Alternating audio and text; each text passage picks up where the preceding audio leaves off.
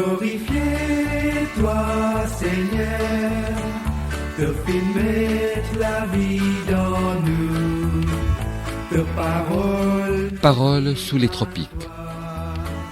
Père, il reste dans nous les cœurs. Paroles sous les tropiques. Une émission mensuelle du diocèse anglican de Maurice. Te parole ne dit mal toi, Père, il reste dans nous les cœurs. Paroles sous les tropiques est une émission qui vous est présentée chaque dernier mercredi du mois. Mais quand même, toi appelle-nous, parce qu'il te content nous glorifier, toi Seigneur, te fais mettre la vie dans nous, te parole nous dit mal toi, Père, il reste dans nous les cœurs. Amis auditeurs, bonsoir et bienvenue à Paroles sous les tropiques. Comme c'est notre première émission pour cette année, nous vous souhaitons une bonne et sainte année 2022.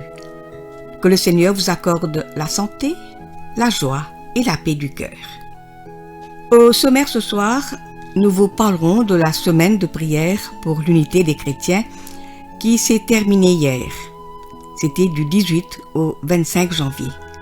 Semaine qui a été célébrée dans le monde entier et aussi à Maurice. D'abord, quelques mots sur cette semaine de prière pour l'unité des chrétiens. Chaque année, le principal temps fort œcuménique demeure la semaine de prière pour l'unité pour les chrétiens. Et c'est depuis 1908 qui rassemble les chrétiens de toutes les confessions. Cette année, le thème choisi est « Nous avons vu son astre à l'Orient et nous sommes venus lui rendre hommage ». C'est aux chrétiens du Moyen-Orient qui a été demandé de choisir et d'élaborer sur ce thème pour cette semaine de prière pour l'unité des chrétiens. Conscient que le monde partage une grande partie de leurs souffrances et leurs difficultés. L'étoile qui resplendissait au Moyen-Orient il y a 2000 ans nous invite encore aujourd'hui à nous rendre auprès de la crèche, là où le Christ est né, celle qui nous conduit vers le lieu où l'Esprit de Dieu est encore vivant et agit pour la conversion de notre vie.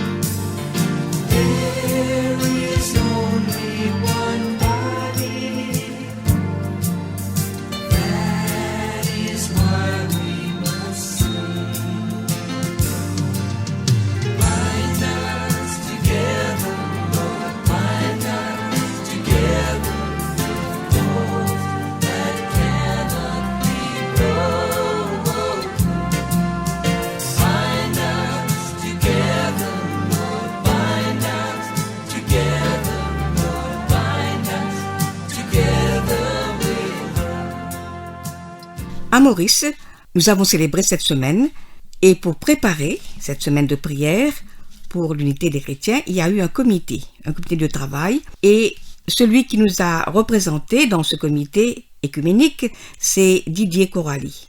Il est notre invité ce soir et il nous en parle. Jean l'a rencontré pour nous.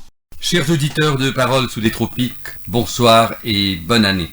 Pour notre première émission de l'année 2022, nous avons encore une fois fait appel ce soir à un fougueux et inlassable militant à la cause chrétienne qu'est Didier Corali. Depuis de nombreuses années, Didier se bat sur tous les fronts avec d'autres volontaires chrétiens pour un rapprochement de toutes les sensibilités chrétiennes.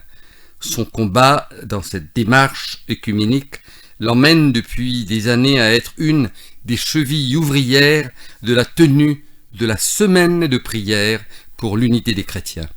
Didier met ses talents et ses compétences au service des églises chrétiennes. Cette semaine de prière s'est terminée le mardi 25 janvier et Didier vient encore ce soir nous parler du pourquoi de la semaine de prière pour l'unité des chrétiens organisée chaque année et surtout des activités qui ont eu lieu cette année, de ses objectifs bien entendu, mais aussi des retombées attendues. Écoutons plutôt, si vous le voulez bien, notre ami Didier nous en dire plus au cours de l'entretien qui va suivre. Bonsoir Didier Coralie. Bonsoir Jean. Pour ceux qui ne te connaissent pas encore Didier, dis-nous qui est Didier Coralie. Alors je suis marié à Doris, père de 3 enfants et grand-père de 3 petits-enfants, membre de la paroisse de Saint-Thomas à Beaubassin et représentant du diocèse au niveau du comité du travail œcuménique. Je suis aussi membre engagé de la communauté du Chemin Neuf, qui est une communauté catholique à vocation œcuménique. Et je suis surtout bien heureux de participer à cette émission.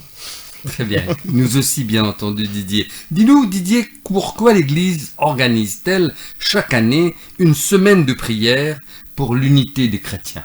L'organisation d'un tel événement ne date pas d'aujourd'hui. C'est une démarche qui perdure dans le temps avec le Conseil œcuménique des Églises internationales qui a commencé cette activité depuis 1948. Et dis-nous Didier, cette année-ci, quand et où a-t-elle eu lieu? Bon, elle a lieu au fait dans différents pays, mais tout particulièrement c'est le Liban qui a porté cette semaine de l'unité cette année. Didier, comme les précédentes années, un thème est choisi pour l'occasion. Quel a été le thème cette année de cette semaine de prière? Et pourquoi ce choix? Au fait, cette année-ci, le Liban a décidé pour cette semaine de l'unité de s'inspirer de l'évangile selon saint Matthieu au chapitre 2. Le thème choisi est « Nous avons vu l'astre à l'Orient et nous sommes venus pour rendre hommage ». Est-ce que Didier, toutes les églises chrétiennes, sans distinction, y ont participé? Quand on parle de participation, il faudrait voir au niveau mondial et au niveau local. À savoir qu'au niveau mondial, les églises regroupées sous le Conseil des Églises regroupent 147 églises et regroupées dans une quarantaine de pays différents. Et ici à Maurice, nous avons 6 églises qui ont signé la charte de bonne entente. Fait l'église presbytérienne, nous avons l'église catholique romaine, l'église anglicane, l'église protestante évangélique, les assemblées de Dieu et le Christian Revival Center.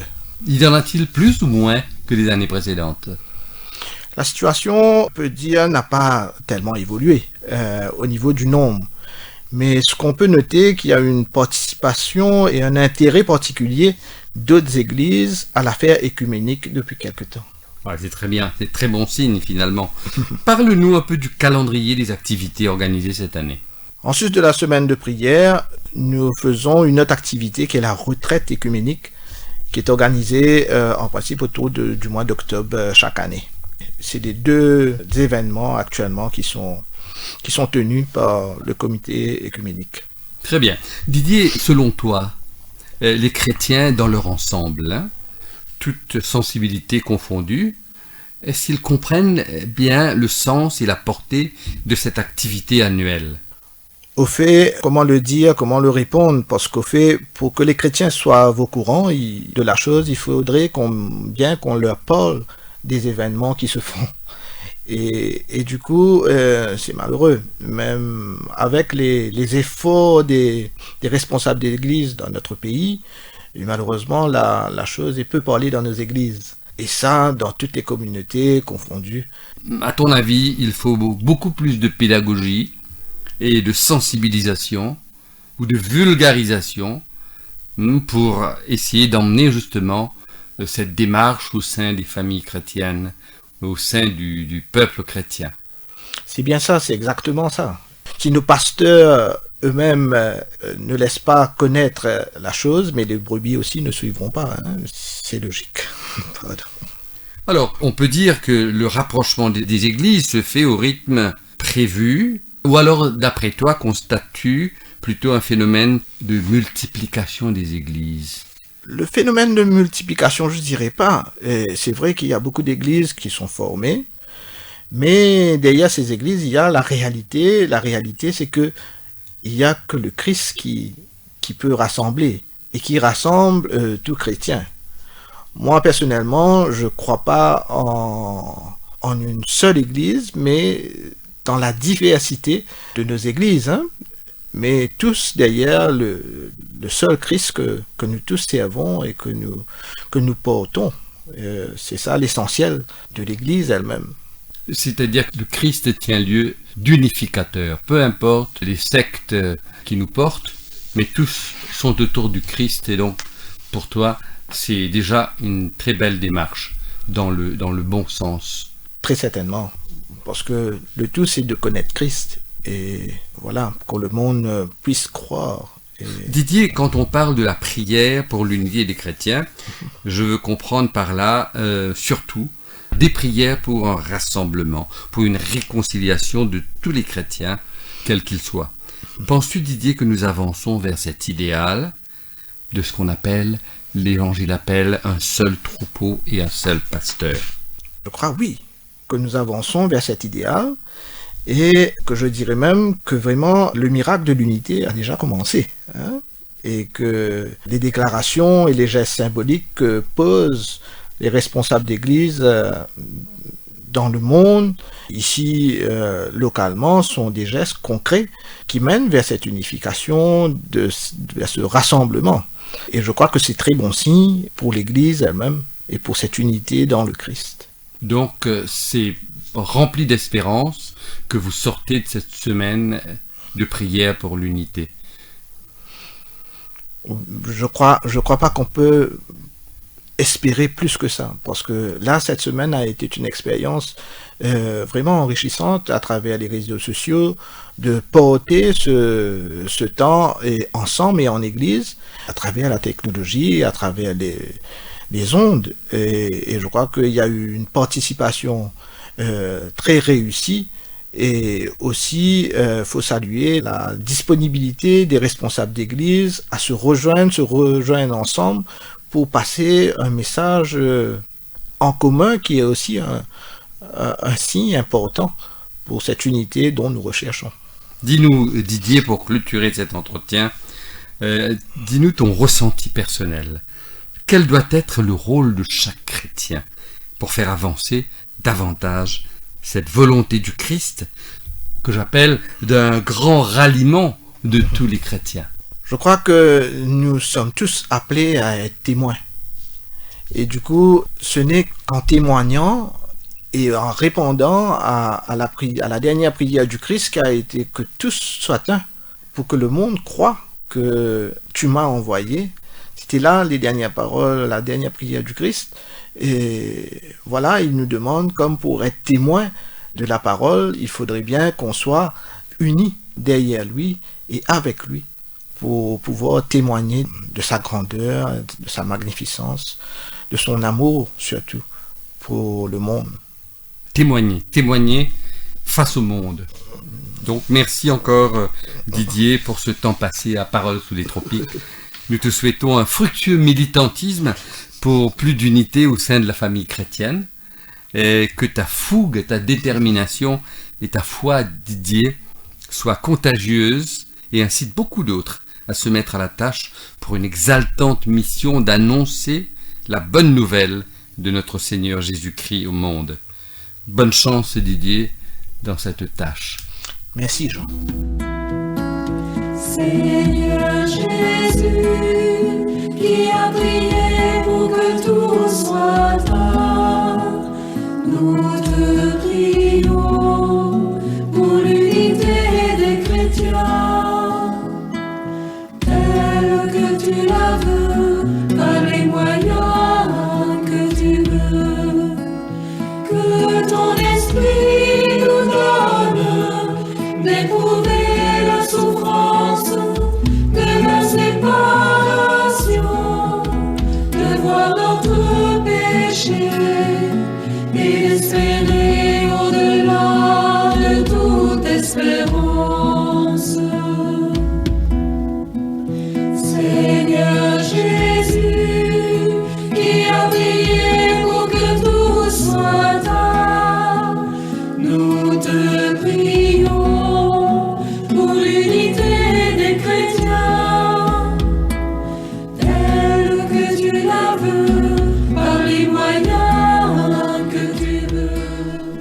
C'est la parole qui unit nos églises et il faut l'annoncer avec ardeur.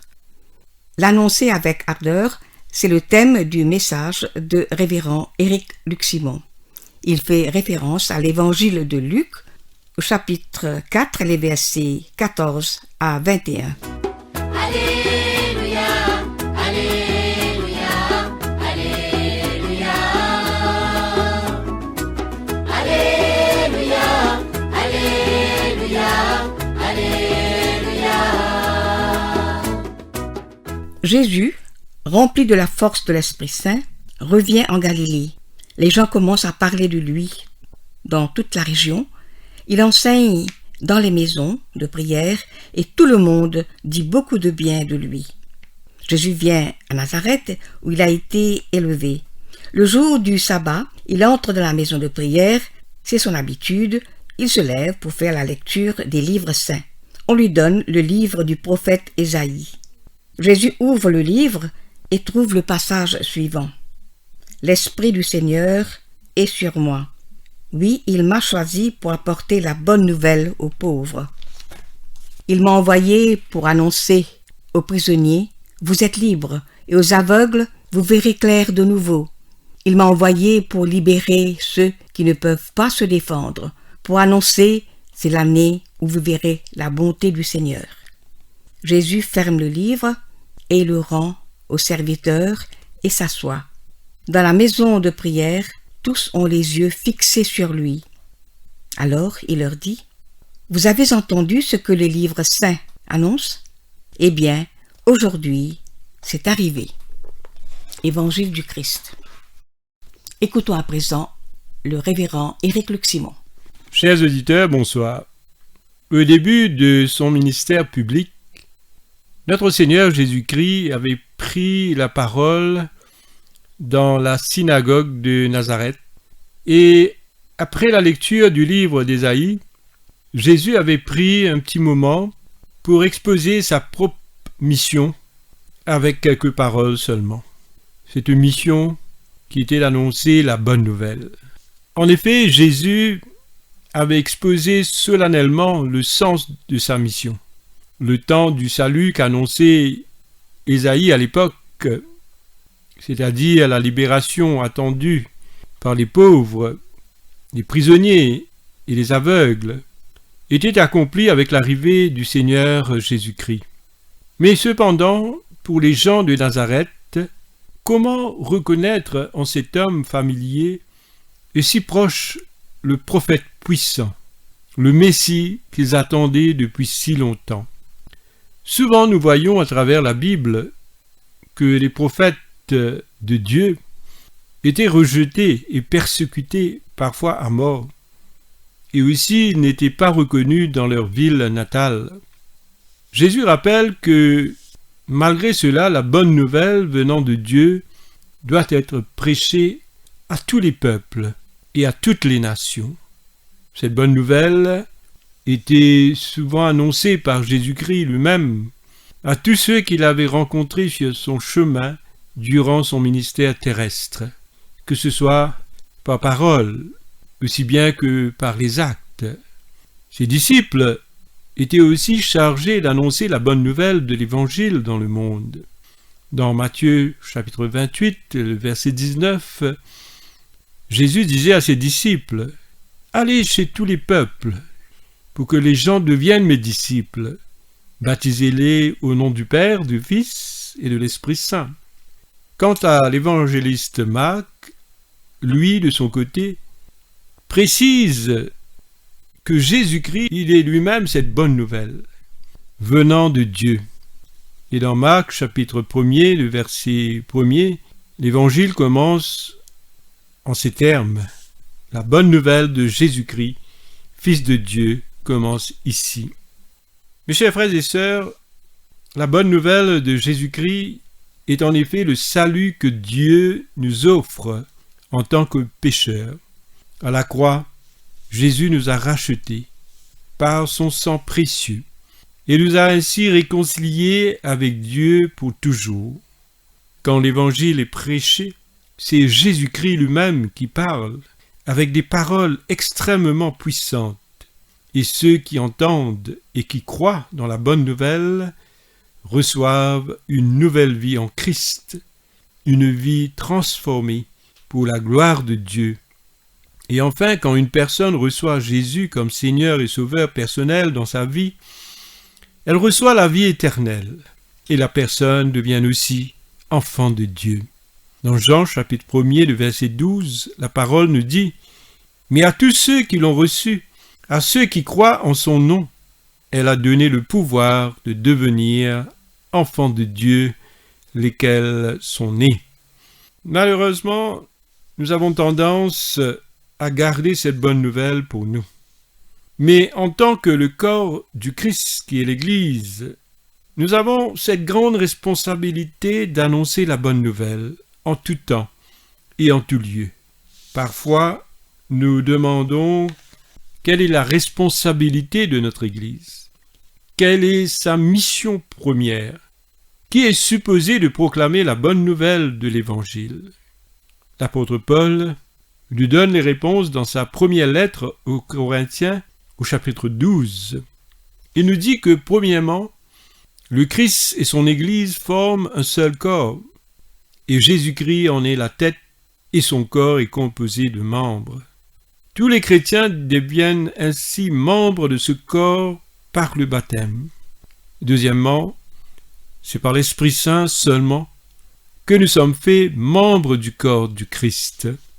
Et par la communion avec Christ à travers l'Eucharistie, nous sommes fortifiés, surtout dans un même esprit. Chaque membre a sa forme, sa place, sa responsabilité au sein du corps du Christ. Le moindre des membres compose une partie du corps. Tous les membres ne sont pas identiques, car il doit y avoir une distinction entre les membres dans le corps. Ainsi, les membres du Christ ont des dons différents et des places différentes. Et nous devons tous accomplir les devoirs qui nous ont été confiés à notre propre place. Tous les membres du corps sont utiles et nécessaires en s'unissant avec les uns les autres. Comme dans le corps de l'être humain, les membres doivent être fermement unis par aussi des solides liens de l'amour. L'unité doit être le but de tous. Tous les chrétiens sont dépendants les uns des autres. Chacun est en droit d'attendre et de recevoir l'aide des autres chrétiens. Nous avons donc à prier pour les uns et les autres, surtout en ce moment où nous vivons dans un monde où il y a beaucoup de difficultés. Mes chers amis dans le Christ, aujourd'hui plus que jamais, nous devrions être unis en tant que le corps du Christ pour pouvoir annoncer la bonne nouvelle du royaume, car le temps passe et malheureusement ne revient pas. Et nous voyons comment Jésus avait répondu à une question de ses disciples sur la fin des temps, à travers l'Évangile selon Marc, chapitre 13, verset 10, en ces termes. En effet, il faut d'abord annoncer la bonne nouvelle à tous les peuples. Donc, sommes-nous prêts pour parler de Jésus-Christ à tous ceux et celles qui vont croiser nos chemins? Sommes-nous prêts pour exercer les dons que le Saint-Esprit nous a donnés afin d'agrandir le royaume de Dieu? C'est vrai que chacun de nous avons reçu des dons différents, mais la responsabilité d'être des témoins de Jésus-Christ dans le monde revient à nous tous, qui sommes membres du corps du Christ et qui dépendent uniquement de la tête qui est Jésus-Christ lui-même. En propageant l'Évangile, nous témoignons surtout de notre gratitude envers Dieu de nous avoir sauvés, tout en nous donnant une vie nouvelle. Mes chers amis, pour conclure, soyons tous zélés et bouillants pour la bonne nouvelle de l'Évangile, spécialement dans un monde où nous allons rencontrer beaucoup d'opposition et d'épreuves. Dans la première lettre aux Thessaloniciens, chapitre 2, verset 2, l'apôtre Paul nous dit ceci. « Mais Dieu nous a donné toute l'assurance nécessaire pour vous annoncer, au milieu d'une grande opposition, la bonne nouvelle de l'Évangile qui vient de lui. » Que Dieu donc vous bénisse et vous protège au nom du Père et du Fils et du Saint-Esprit. Amen. Father, make us one. Father, make us one, that the world may know Thou hast sent the Son. Father, make us one. Father, make us one. Father, make us one,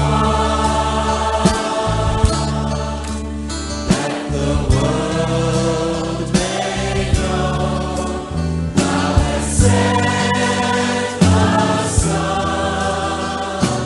Father, make us one.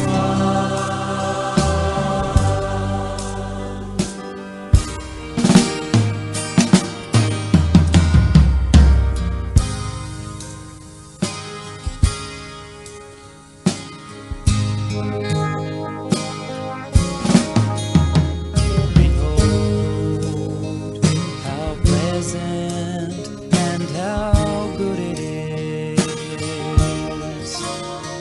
for brethren to dwell in unity.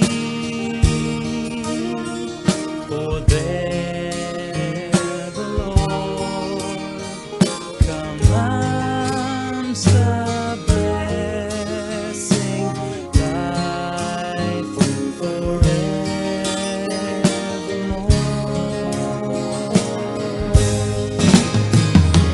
Father, make us one.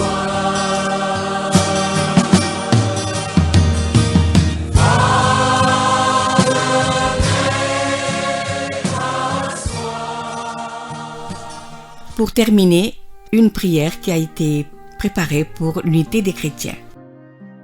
Père céleste, comme les mages se dirigeaient vers Bethléem, conduits par l'étoile, que ta lumière céleste guide aussi l'Église à cheminer avec tous les chrétiens.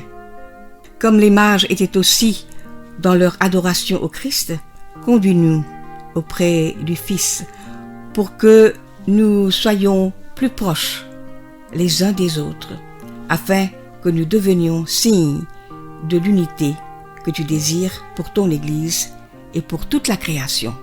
Amen. Chers amis, c'était Paroles sur les tropiques. Chers amis, c'est ici que nous allons prendre congé de vous. Nous vous remercions de votre attention. Nous remercions également Alain pour sa précieuse collaboration technique. Nous serons de nouveau sur les ondes le dernier mercredi du mois de février. En attendant, nous vous disons au revoir. Que le Seigneur nous accompagne tout au long de ce mois.